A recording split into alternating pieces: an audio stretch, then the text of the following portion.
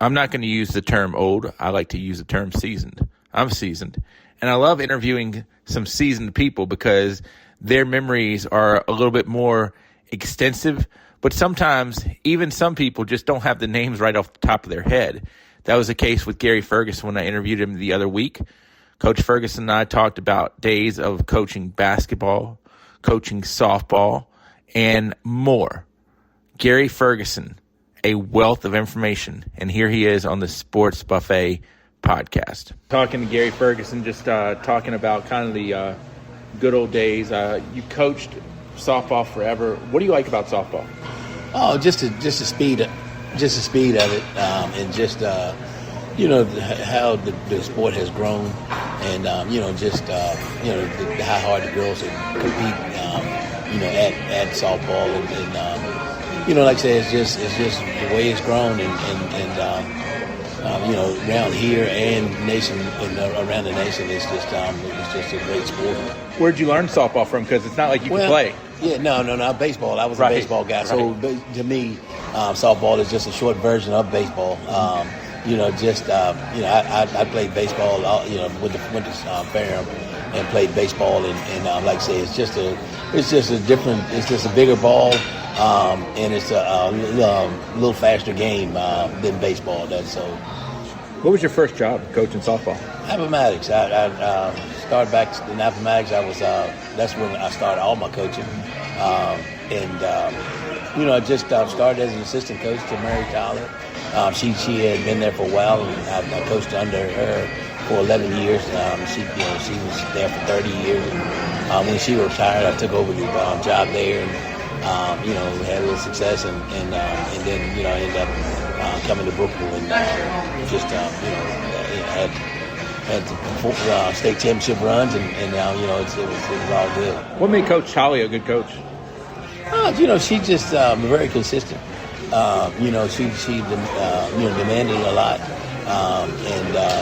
she wasn't like one day and then another way the next day. She was all for the girls, and she made them work hard, and she just did a great job. Now, one thing that strikes me about softball is if you've never watched it, what's all that bunting about? That's to me kind of the first thing that did it hit your mind? Yeah. Why are we bunting? Why are we bunting? No, it is. It's all about moving runners, and like I said, it's a faster game than baseball.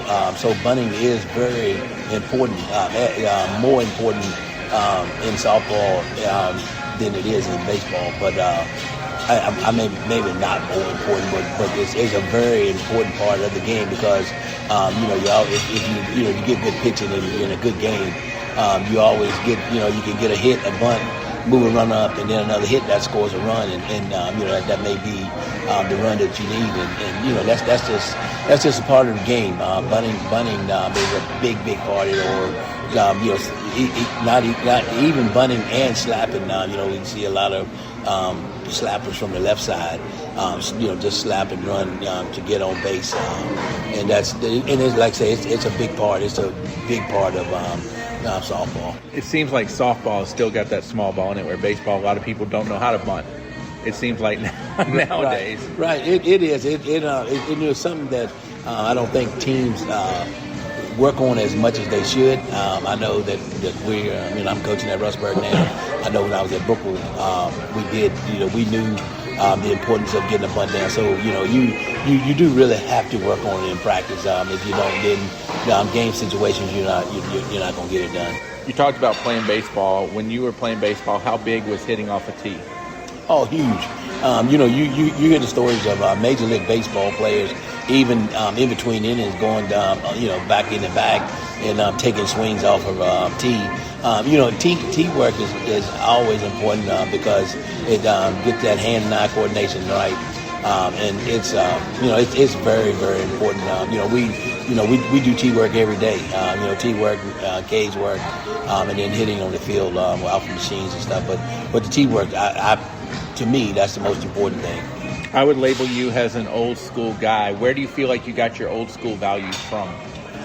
The old school values is, just for being in Appomattox. I had an old school coach, Coach Claybold.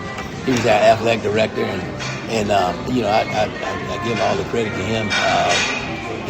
Like I said, he was, just a big part of me, coaching, and man, he was the one that got me started when I got back from Ferrum and moved back to Appomattox, and he was the one that got me started. So I give him a lot of credit to the old school, stuff that I learned, as a baseball player, and Miss Dolly,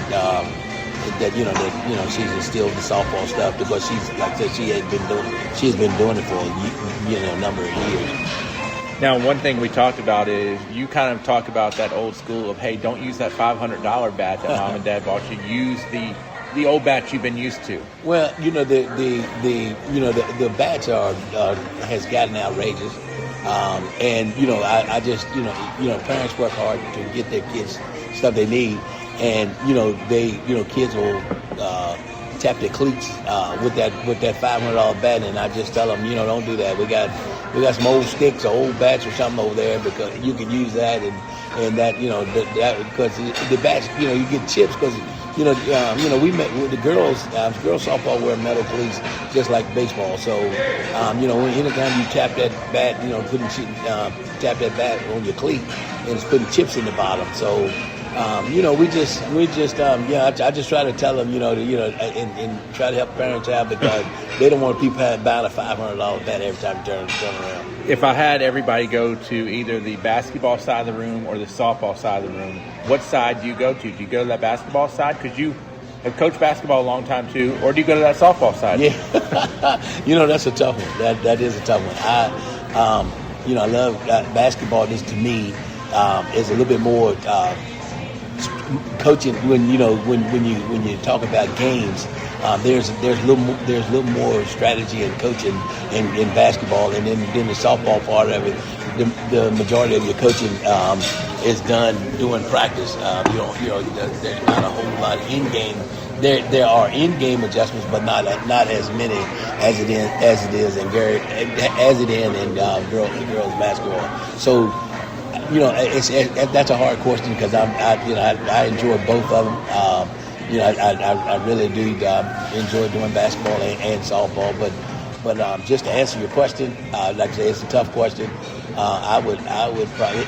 I'm gonna say softball because I've been more successful at softball. Going to 4 state championships and winning 2 and losing 2. I would probably say softball. Now, correct me if I'm wrong. I want to say back in the day when I first kind of knew who you were coaching boys basketball at Appomattox. I was, and when the girls and the boys played basketball in the same season, or when they played different seasons.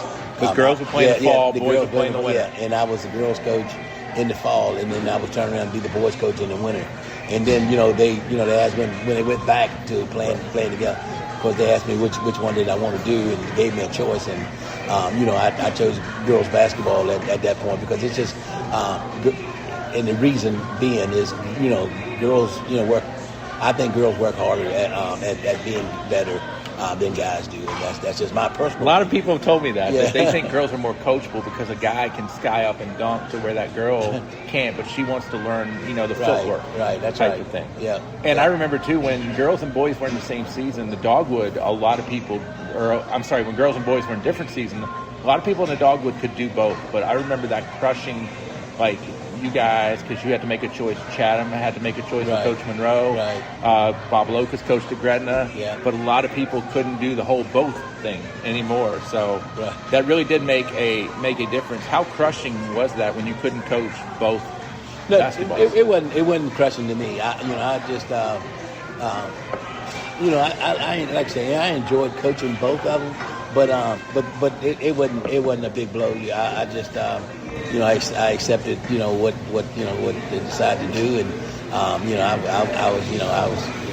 wasn't disappointed. How long did you coach boys for? Approximately. Boys probably 5 years. Anybody really make you have nightmares at night that you were going to coach against? I don't want to say who was the best. But I just. Just coach against Kenny Hunt a lot? Kenny Hunt. I was just going to say Kenny Hunt.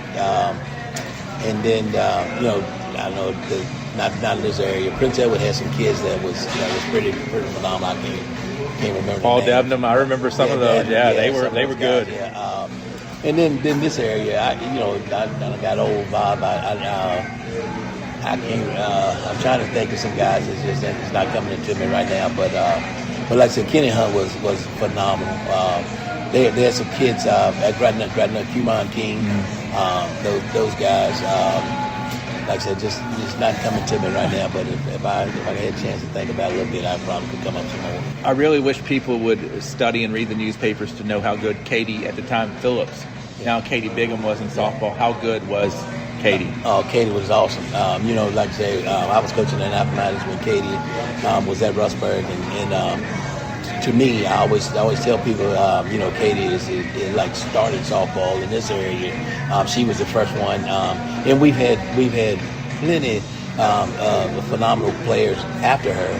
But I always say that it all goes back to what she could do as a pitcher when she was at Rustburg. She was dominant. And I remember back in the day, Appomattox and Rustburg, Seminole District, both of them. Yeah. How tough was it being in the Seminole at that time? Because you're a smaller school in Appomattox, but you're playing against teams that are bigger. But they had some studs, but y'all were good too. Yeah, no, we did. We had Alexis Fraley, kid that pitched for us, and our group of girls were good, and we could compete. I mean, we could compete.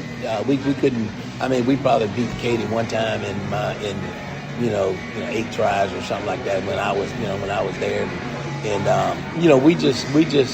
and we could compete with everybody though. I mean, that's other than Rustburg with Katie being dominant. We could. And then Jefferson Forest, Gary's done a good job out there for years, and he's had some phenomenal teams, and it was just always a good challenge and good for us to be in the Seminole District, and we did a good job of competing. Obviously not softball related, but who was one of the better players that you played with or against when you were playing sports? Oh, one of the better. Well, not the best. I'm not saying the best. One of the better players is my brother. My brother, Kevin Ferguson. He went and played with. So. Do you feel like you learned more from him, or do you feel like you taught him more? No, I probably learned more of him. He's a little old. He's a year older than I am, and I learned a lot from him. And to this day, I give him credit to being a bigger brother and being there for me, and me learning a lot from him. What's one big thing he taught you? It's just to be humble. Just to be humble, and when we were coming through, we were truly brothers. I mean, we didn't like fight or argue about who's getting the limelight and stuff like that. And we was just for each other. And then every brothers have their little squabbles, and little fights when you're kids, but we were, and to this day, we're just truly brothers. I mean, we're there for each other. Do you feel like in those days sports came home with you guys, or did sports get to stay at the high school, so to speak? Oh, the school stayed at the high school. And the thing about it is, years ago, I know kids got a lot more stuff, phones and stuff. We didn't have all that technology and stuff when we were growing up. So we spent time outside and playing ball outside, and like we would, you could leave practice and go to an outside facility and play some more games, that's just what we did. And because, like I say, it's a little bit easier to do that when you didn't have technology and you didn't have the phones that you can go on, computers and all that stuff that you can go on and get on. Do you feel like kids have lost fundamentals because of not getting outside? Yeah, 100%. Yeah, you know what? It's the toughness. Kids don't have that playground toughness, and and that's what you need. That's what you need. You need to get out and compete against grown older people, and just get that I call it street toughness. And I think that's what the game lacks today, is that street toughness. I see you wearing the North Carolina shirt. Yeah. How did you become a North Carolina fan? I've been in North Carolina back for years with Phil Forward, Phil Ford, Mitch Kupchak, all those different people. I just always been, when we were young, me and my brother, when we used to, act like we were a team. I would always act like I was the University of North Carolina. So I've just always loved North Carolina for a long, long time. Did Dean revolutionize basketball with the four corners? Yeah, I tell you right now, he did a good job. He did what he needed to do to win. I mean, that's like I said, that's it's kind of like Tony Bennett, coaching at UVA. Everybody doesn't like that style, but he won a national championship with it, and you just got to get special kids. And Dean had special kids and talent, and he did a great job doing what he needs to do to win. I'm going to ask you a tough question. If we had to put together a North Carolina basketball Mount Rushmore, who even gets considered for that? I would definitely think you got to put Jordan. Yeah, Jordan. Got to put Jordan up there. Jordan, yeah. Maybe Hansborough. Phil Ford. I think Phil Ford. Mm-hmm. Phil Ford goes there. I think James Worthy goes there. Brad Daugherty, number one pick. Oh yeah, Daugherty. There's so many. It's kind of hard. It's kind of hard to limit that to 5 or 4 or whatever. Yeah. So it gets dicey when you get past a couple people. Final thing for now, if you could have any of young kids watch any athlete on an older level of watching their tapes to see either how good they were or how competitive they were or whatever, who would you want them to watch and why? I just want to watch my Jordan. I mean, because I'm a Jordan fan, one thing. But you just watch how he carries himself on and off the floor, and he has that you don't want to lose attitude, and he wants to take the shot when the game's on the line, and make or miss.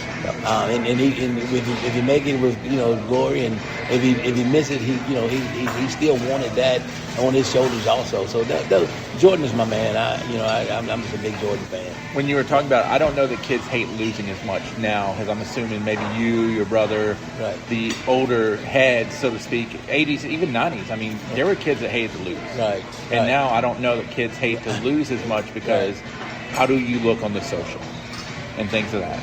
Right. So, well, my words. Yeah. I don't.